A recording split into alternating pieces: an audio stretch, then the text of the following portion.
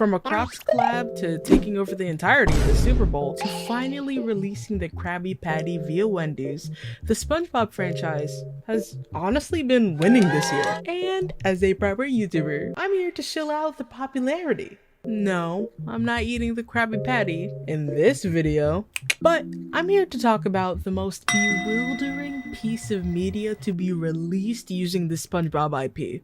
Hi, if you're new to this channel, I'm Plushy Smush, or Plushy.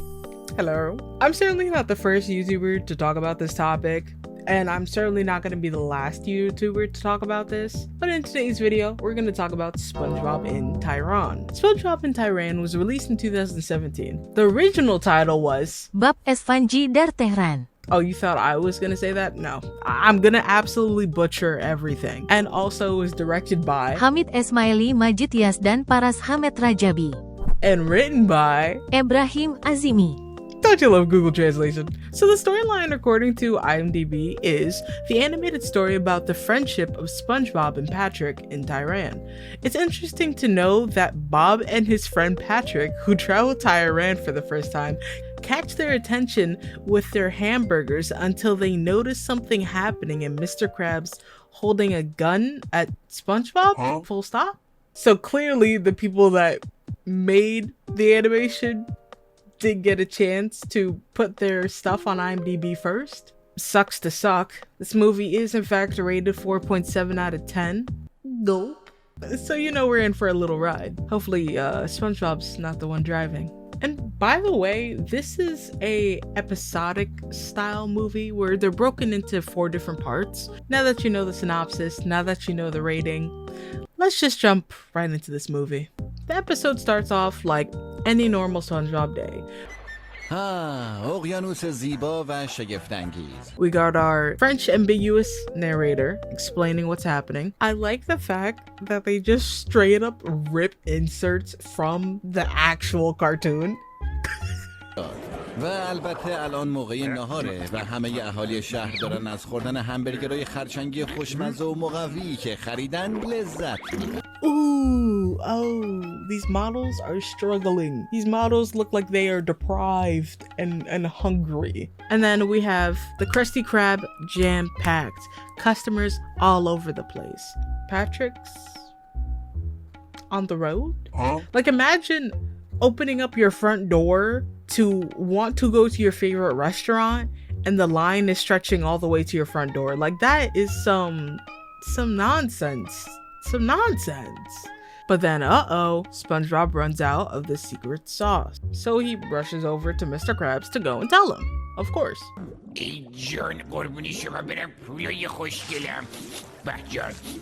Mr. Krabs' voice sounds like he's been smoking 50 Newports in a day.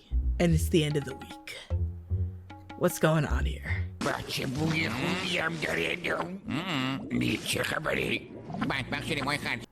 is SpongeBob's eyelids covering his eyelashes?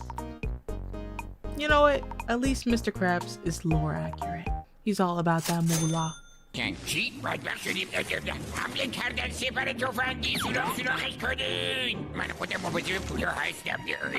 چیه؟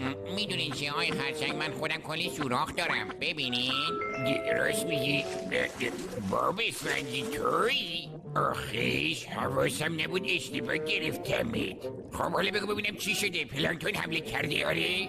نه یه راهنمایی میکنم توی جیب جا نمیشه یکی I don't remember the original SpongeBob taking that long to do bits. I don't remember that ever happening. I remember young baby me being like laughing at every moment because the show was just so funny. This isn't funny.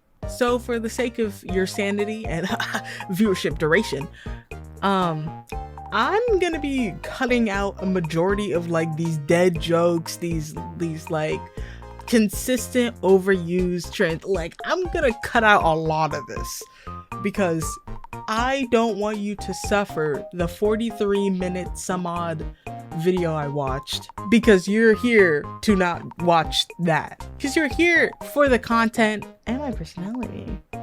Not gonna take that. SpongeBob informs Mr. Krabs that, you know what, we're not calling him SpongeBob. We're not calling that Mr. Krabs. That's not what they are. It's Bob and Crab. Okay? Bob informs Crab that because the high volume of customers, they ran out of the special sauce. So, what does Mr. Krabs do? He goes under lockdown. Crab hits that lockdown orange button.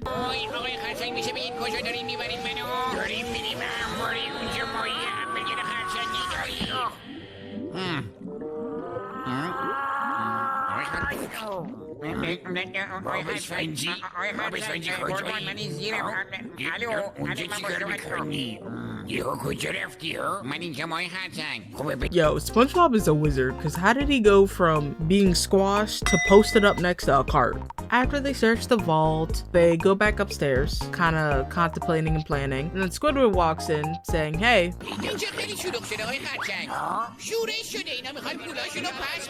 No hi? No hello? Like, do you need a room? Like, why is bro's ass getting eaten? Wild. Then what does Mr. Krabs do? Starts hoovering the customers up. Fucking Dementors from Harry Potter.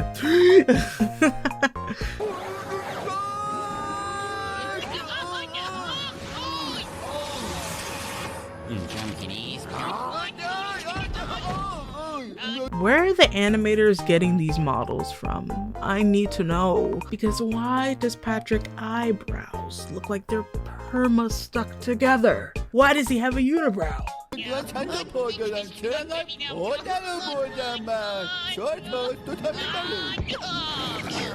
In the rubble of the books, Mr. Krabs spots a film reel titled, wait, let me Google Lens this.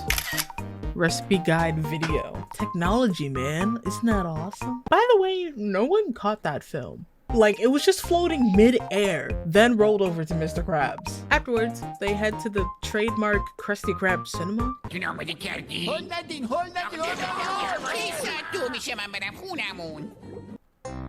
Don't remember that from the original franchise, but I'll let it slide. And the only funniest joke happens. The Premiere Pro lost file image. I thought that was funny. I thought it was really random because as an editor, this does be happening to me too. So I'm like, ha ha ha ha, relatable. Anyways, the movie loads up and a version of the Titanic is on the screen, and that movie got Bob quaking in his boots. But like, once again, wasted airtime. We're skipping, all right? We're hurrying up, and the viewers are happily greeted with a just up version of Mr. Krabs. I don't know what you're looking at, and I certainly don't know what I'm looking at, but just up Krabs feels correct. In this bit here, they kind of play this fourth wall joke where like weird looking Mr. Krabs tells Patrick to sit down, don't get popcorn.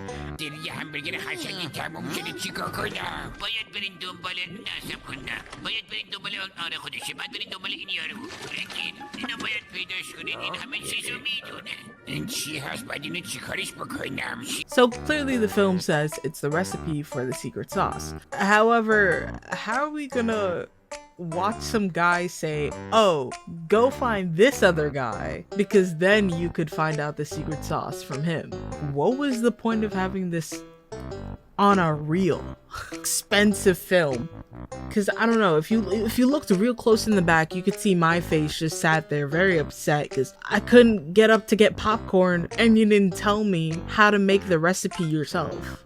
Anywho, once Krabs is given the information, Bob, Pink Star, volunteer to go to Iran. And of course, Squidward gets brought begrudgingly, as always. And this concludes part 1.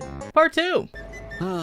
تو قسمت قبلی دیدیم که باب اسفنجی و دوستاش متوجه شدن که برای به دست آوردن فرمول سری همبرگر خرچنگی باید به سرزمین زیبای ایران سفر کنند. I feel like out of this entire bootleg series, the narrator's voice is the only closest one resembling its counterpart. The tone, you kind of see what I'm talking about, right? Right. Anywho, while the trio is making the departure to a recolored version of Bikini Bottom, the story abruptly focuses on its second issue, Plankton, just for him to say 4 lines and then cut back to Bob, Rick, and the creepypasta. سلام سالار اگه تاکسی میخواین بپریم بالا بهمون گفت سالار اگه سوار نشیم ناراحت میشه Why do we need to start the scene with them catching a taxi? Like, we could start the scene off with them already being picked up or something, you know, like to pick up the story a bit. But after that, we're now back to Plankton and he's got a tank? Yo, high-key, Plankton looks like he got the suds. Why has all of the saturation been sucked out of him?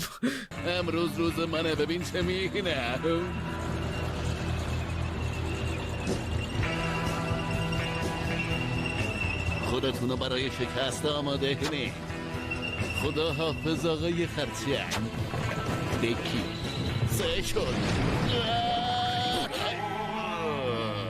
Well, I know canonically, like, Plankton's inventions don't always work all the time, but why is the animated version so much more of a klutzy villain? It's cranked up to 50. So of course he blows himself up. And recreating one of the infamous scenes where he kind of splats for us to then jump cut back to the trio in the taxi in traffic.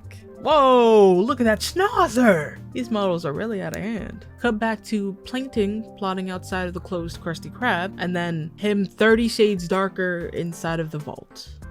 And of course they use the recycled joke of Plankton struggling to unravel a piece of paper. It was funnier the first time, to be honest. چنگت آوردم میدونستم که مال من میشی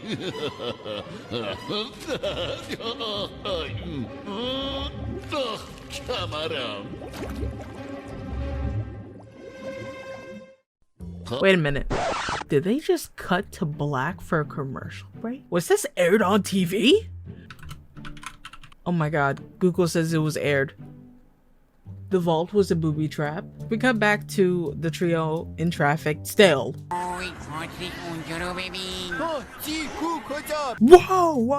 Whoa! Is that a coochie on the screen? Oh my god. Oh, it's the Azadi Square. Azadi Square? Of course.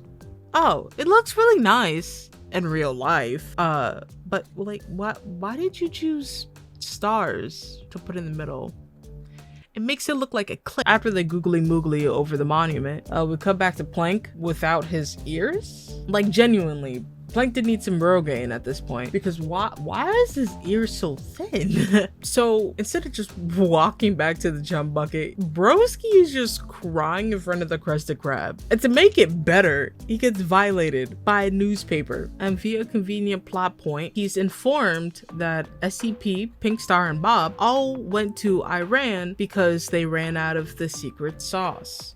At least that's what I assume the newspaper says. And I love how the fact that without the newspaper, Plankton's whole plot line would have not continued.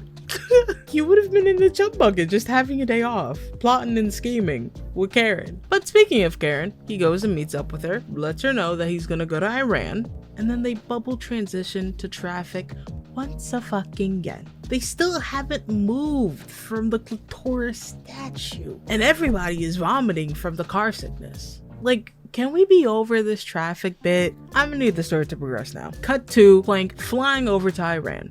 Okay, so remember how earlier I mentioned that Plankton's clumsiness has gotten a lot worse? Mid-flight, bro loses gas, falls like a Looney Tune character, and he deploys his parachute. Oh wait, there's a zinger. He falls out of the parachute. I don't know what shoved him. I don't know how he slipped, but Mans is falling now. The joke's not funny. Anyways, As he's falling, they transition back to the gang pulling up to the hotel while their heads are hanging out of the window. جولم خیلی بدی. زود باشی دیگه برگرده هلتون میدم آفرین پایین سلامت دوستتان. Even though they're all like overcoming the sickness, it kind of looks like like the meme where it's just like which chipmunk is getting the best head. Which Spongebob and Tehran character is getting the best head. So they're ogling the ice cream hotel and they're like, oh my god, I hope that's my hotel. And Mr. Krabs calls him and he's like, did you finally make it to the coordinates where I sent you? And they're like, yeah, we're in front of the ice cream hotel. Now look to your left. Your next left. That's the real hotel you're staying at. Did I mention how much I hate these bits? And to top it all off, that is where part 2 ends. What? Part 3. You know, I didn't realize the narrator was actually saying the name of the episodes. So at this moment, while I'm writing this, I'm not going back on the rest of these episodes. At least we know this one's called Eat Eat. And arguably to say, one of the worst episodes of this 4-parter. After the Gooners settle the hotel, the scene begins at night. They plan out the itinerary for tomorrow. Pink Star suggests going to a place that are all food related, of course. Next day, for some reason, Squidward is wearing the photo of the guy they're searching for, and of course he gets utterly clowned on, rightfully so. And they begin their trek to go to these different restaurants. They eat some soup, they eat the breakfast at the hotel, and they eat more food. After they hit every unnecessary spot in the world, they finally make it back to the cheap Holiday Inn. Day completely and utterly wasted. And so was my time.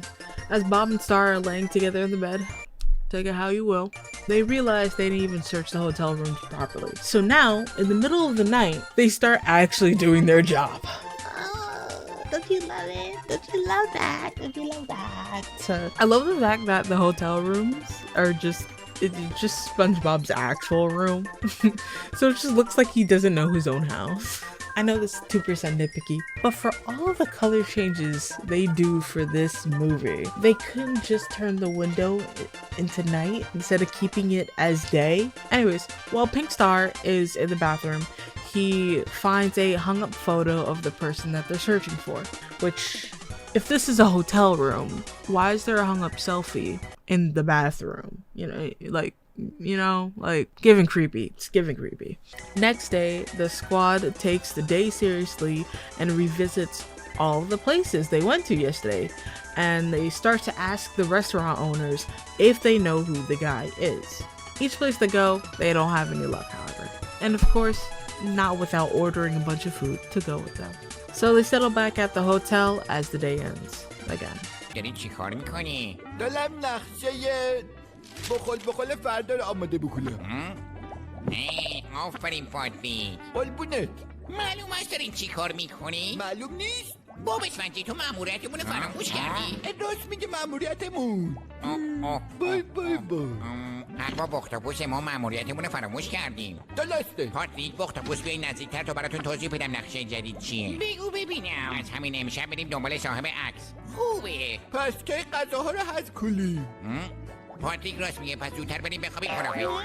پس من واقعی خرچنگ زنگ میزنم. Honestly, I feel like this is the only progression you'll ever see from the movie. Squidward threatening to call Mr. Krabs if they don't find this fucking guy. I will call Mr. Krabs. I will call the FBI. Because this is tiring. What are we doing? And you know what? As they all finally agree to do a better thorough investigation, the doorbell rings. I thought we were in a hotel. Is that a common Iranian thing? Like there's doorbells at each room at a hotel or something like that? Is that a thing? Anyways, the episode ends on a non-existent cliffhanger. Time for part 4, the second worst episode of this 4-parter. And the episode is titled The Police Enters. I don't see how this title makes sense. There are no police at all. As we're re-entering into the scene, we're greeted with, in my opinion, the best 3D model yet in this entire series. The pantherfish, or detective fig. کیه؟ من همیشه عاشق یوز پلنگ ماهی Now the color switching pink star. بودم. هیچ وقت فکرشو نمی‌کردم که یکیش از نزدیک ببینم.